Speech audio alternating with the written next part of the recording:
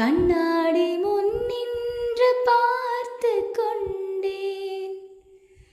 ஒன்றாக செய்திட ஒரு 100 நாடகம் ஒத்திகைகள் செய்து எதிர்பார்த்து கொண்டேன். எதிர்பாராமலே அவன் எதிர்பாராமலே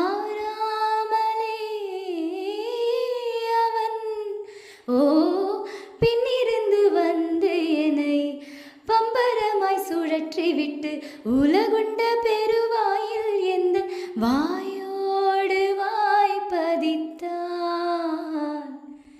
இங்கு